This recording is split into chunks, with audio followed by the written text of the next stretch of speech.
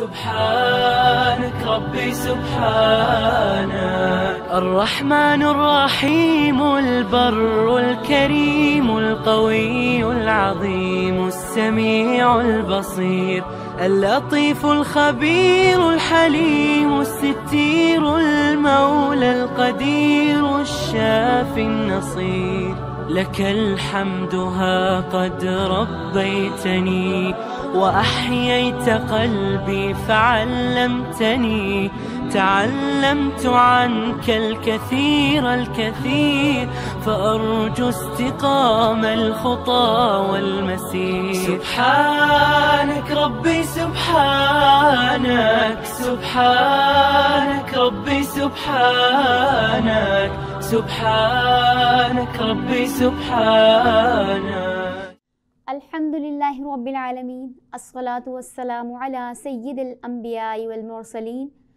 اما بعد فاعوذ باللہ من الشیطان الرجیم بسم اللہ الرحمن الرحیم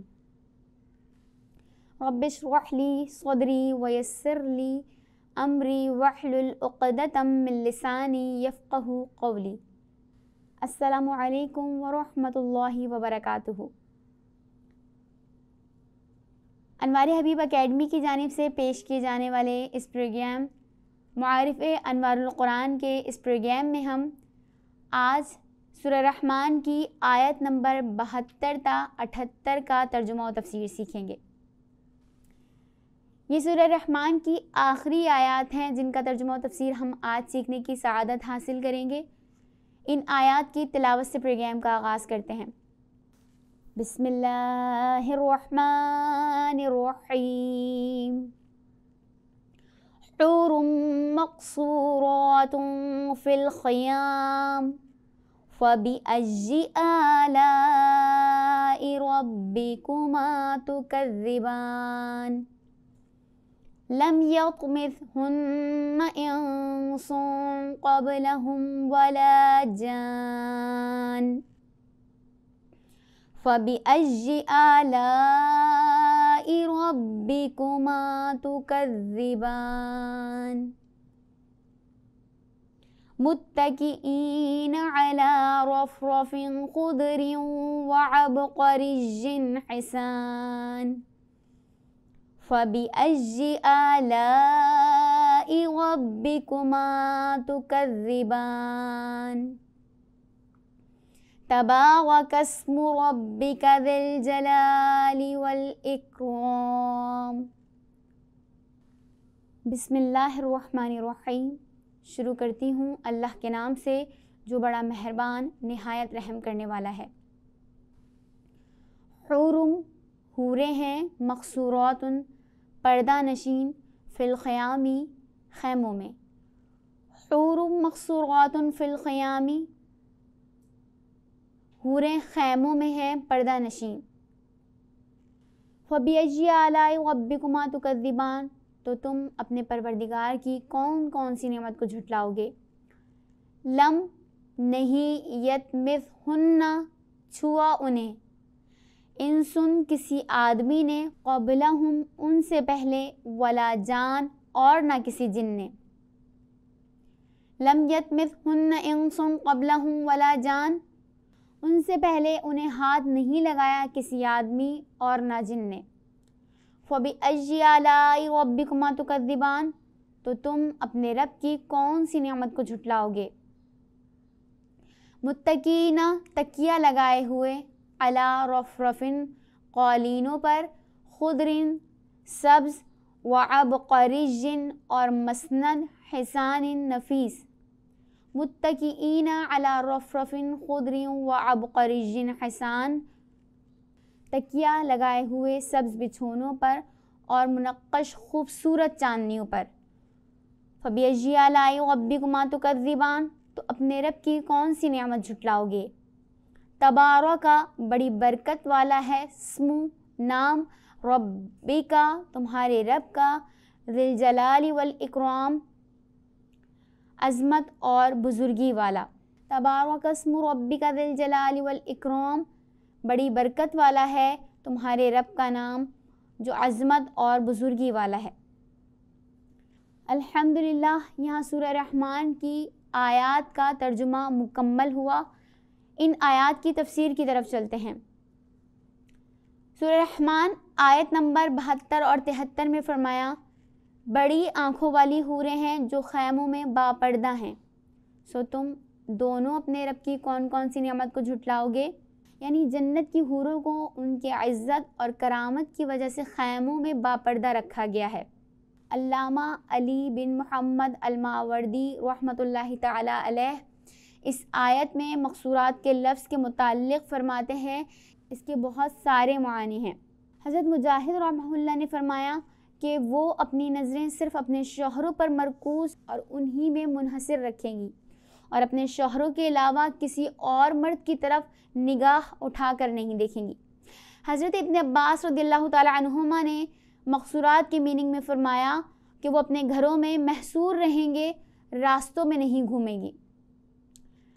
زید بن الحارث اور ابو عبیدہ نے فرمایا کہ وہ پردے دار اور محفوظ ہوں گی، شوقین مزاج نہیں ہوں گی۔ امام حسن بصری رحمہ اللہ نے فرمایا وہ قصور یعنی محلات میں رہنے والی ہوں گی۔ اس آیت مبارکہ میں جو خیموں کا ذکر ہے اس کے متعلق 3 قول ہیں۔ ابن بحر نے کہا کہ خیموں سے مراد گھر ہیں۔ سعید بن جبیر رحمہ اللہ نے فرمایا کہ جنت سے باہر ان کے خیمے لگائے جائیں گے جیسے خانہ بدوشوں کے خیمے ہوتے ہیں۔ تیسرا قول حضرت ابن مسعود رضی اللہ تعالی عنہ کا ہے، انہوں نے فرمایا کہ نبی کریم صلی اللہ علیہ وسلم نے فرمایا ان کے خیمے کھوکھلے موتی ہیں۔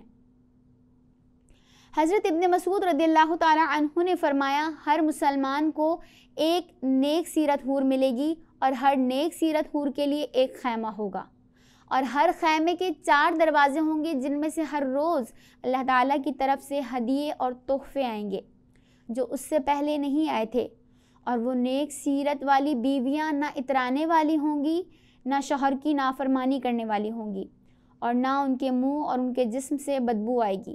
وہ بڑی آنکھوں والی حوریں ہیں گویا کہ وہ پوشیدہ انڈے ہیں۔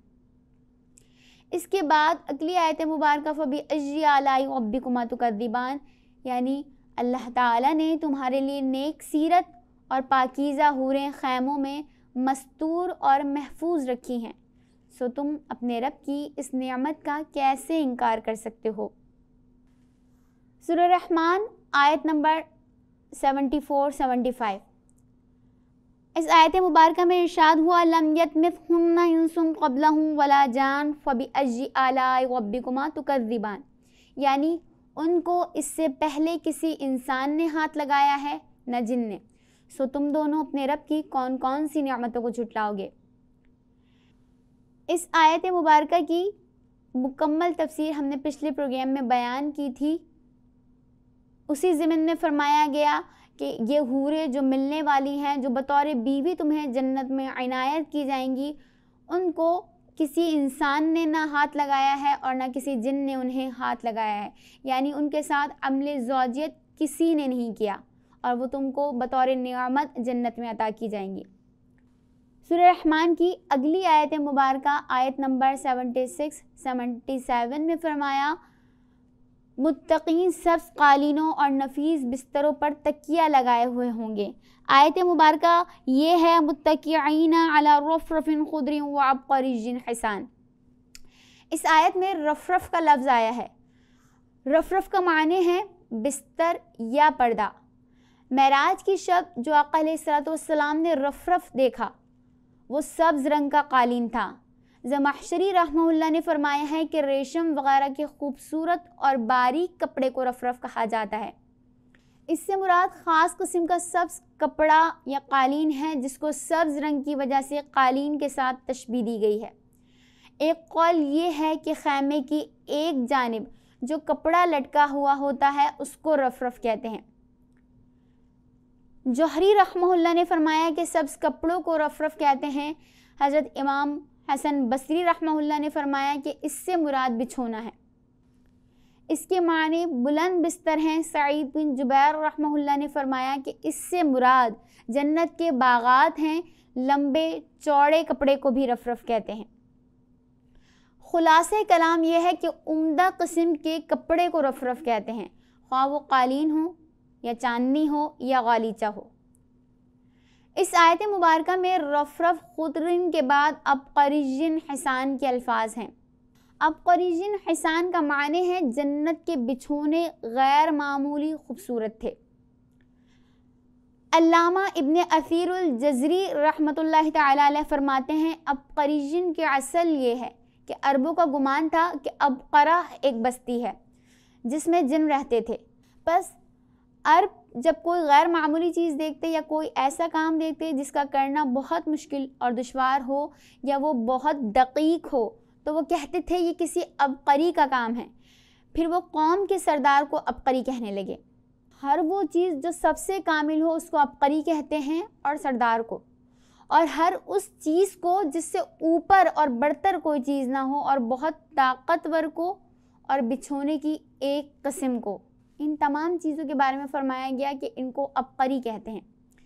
اس کے بعد فرمایا فَبِأَيِّ آلَاءِ رَبِّكُمَا تُكَذِّبَانِ، یعنی اللہ تعالیٰ نے تمہیں اتنی عزتیں اور کرامتیں عطا کی ہیں تو کیا تم اس کی ان نعمتوں کا انکار کر سکتے ہو؟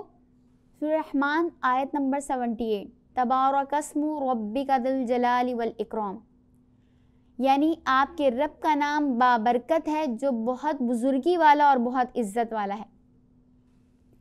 اس نام سے مراد وہ نام ہے جس نام کے ساتھ اس سورت کو شروع کیا ہے، یعنی رحمان، اور یہ بتایا ہے کہ رحمان نے انسانوں اور جنات کو پیدا کیا اور تمام انسانوں اور زمینوں کو پیدا کیا، اور وہ ہر روز مخلوق کی ایک نئی حالت اور ایک نئی کیفیت کو ظاہر کرتا ہے۔ پھر قیامت اور اس کے ہولناک امور کا ذکر فرمایا اور مجرموں کے لیے دوزخ کا ذکر کیا۔ پھر متقین کے لیے جنت کا ذکر فرمایا، اور گویا کہ اللہ تعالیٰ نے یہ بتایا کہ یہ رحمان کی رحمت کا تقاضا ہے کہ اس نے اے انسانوں تم کو اور جنات کو پیدا کیا اور تمہارے لیے آسمانوں اور زمینوں کو اور جنت اور دوزخ کو پیدا کیا، اور یہ سب نعمتیں جو اس نے اپنی رحمت سے تمہارے لیے پیدا کی ہیں یہ اس کے نام رحمان کا تقاضا ہے۔ پھر اس لیے اس نے اس نام کی مدح فرمائی ہے کہ یہ نام بابرکت ہے جو بہت بزرگی اور بہت عزت والا ہے۔ اللہ تعالیٰ نے اس سورہ مبارکہ میں دنیا کی نعمتوں کا ذکر اس آیت پر ختم کیا، یعنی سورہ رحمان آیت نمبر 27، وَيَبْقَى وَجْهُ رَبِّكَ ذُو الْجَلَالِ وَالْإِكْرَامِ، اور آخرت کی نعمتوں کو اس آیت پر ختم کیا، تبارک اسم ربک ذی الجلال والاکرام، یعنی سورہ رحمان آیت نمبر 78۔ اس میں یہ اشارہ ہے کہ اصالتاً اور بالذات جو ہمیشہ باقی رہنے والا ہے وہ صرف اللہ عز و جل ہے، اور دنیا اور اس کی ساری نعمتیں فانی ہیں، اور آخرت کی نعمتیں اگرچہ دائمی اور باقی ہیں لیکن وہ خود بخود دائمی اور باقی نہیں ہیں، بلکہ اللہ تعالیٰ کے باقی کرنے اور دائمی بنانے سے دائمی اور باقی ہیں۔ تبارک کا لفظ برکت سے ماخوذ ہے۔ برکت کا معنی دوام اور ثبوت ہے، یعنی اللہ تعالیٰ کا نام دائم ہے اور ہمیشہ باقی رہنے والا ہے۔ نیز برکت کا لفظ خیر کے معنی میں بھی استعمال ہوتا ہے، یعنی ہر قسم کی خیر اللہ کے نام میں ہے، اور برکت کا معنی بلندی بھی ہے، یعنی اللہ کا نام بہت بلند ہے، اور اسم کا لفظ ذکر کرنے میں یہ اشارہ ہے کہ جس کا نام بلند ہے اس کی ذات کی بلندی کا کیا عالم ہوگا، یا جس کے نام میں خیر ہے اس کی ذات میں کس قدر خیر ہوگی، یا جس کے نام میں برکت اور دوام ہے اس کی ذات کی برکت اور دوام کا کیا عالم ہوگا۔ سورہ ملک میں اس بارے میں ارشاد فرمایا، تبارک الذی بیدہ الملک، بابرکت ہے وہ ذات جس کے ہاتھ میں تمام کائنات کا اقتدار ہے۔ سورہ مومنون آیت نمبر 14 میں فرمایا، فتبارک اللہ احسن الخالقین، سو بابرکت ہے وہ ذات جو سب سے عمدہ تخلیق کرنے والی ہے۔ الحمدللہ رب العالمین۔ سورہ رحمان کا ترجمہ و تفسیر مکمل ہوا۔ اس سورہ مبارکہ سے متعلق فضائل و خواص، جیسے کہ ہم پچھلے پروگرامز میں بھی تمام سورتوں کے متعلق فضائل و خواص بیان کرتے رہے ہیں، ہر شے کی کوئی نہ کوئی ایک چیز زینت ہوتی ہے۔ یہ سورت حسن عبارت اور حسن طرز کے لحاظ سے قرآن پاک کی زینت ہے۔ ہر قسم کی حاجت روائی کے لیے بہت اکثیر ہے. اس کو 11 روز تک 11 مرتبہ پڑھنے سے انشاءاللہ حاجت پوری ہوگی. کسی گھر میں موذی جانور رہتے ہوں یعنی سانپ، بچھو، کنکچورے وغیرہ، تو اس کو 7 روز تک 7 مرتبہ پانی پر پڑھ کر مکان کے در و دیوار پر چھڑکنے سے موذی جانوروں کا انشاءاللہ خاتمہ ہو جائے گا. اس سورہ مبارکہ کی روزانہ تلاوت کرنے والے کا چہرہ قیامت کے دن 14ویں کے چاند کی طرح منور ہوگا. ساتھ اللہ تعالیٰ کی تمام نعمتوں کا شکر ادا ہوگا. بحمد اللہ تعالی ہم نے رمضان ٹرانسمیشن کے اس پروگرام معارف انوار القرآن میں سورہ قدر سے لے کر سورہ ناس تک اور اس کے علاوہ سورہ رحمان کا ترجمہ و تفسیر سیکھا ہے. یہاں رمضان ٹرانسمیشن کے اس پروگرام کا اختتام ہوا، لیکن تفسیر کی یہ کلاسز انوار حبیب اکیڈمی میں جاری ہیں. آپ ان کلاسز کو جوائن کر سکتے ہیں اور تفسیر کی آن لائن کلاسز بھی جوائن کر سکتے ہیں. اس کے لیے آپ دیے گئے نمبرز پر رابطہ کر سکتے ہیں اور ان کلاسز کے متعلق مکمل معلومات حاصل کر سکتے ہیں. اس پروگرام کو آپ تک پہنچانے کے لیے تمام معاونین کا خصوصی طور پر شکریہ ادا کرتے ہیں اور دیکھنے والے ناظرین کا بھی شکریہ. اپنی قیمتی رائے سے ہمیں ضرور آگاہ کیجیے اور ختم تفسیر کے اس موقع پر چند دعائیہ کلمات اس دعا میں آپ بھی ہمارے ساتھ شامل ہو جائیے.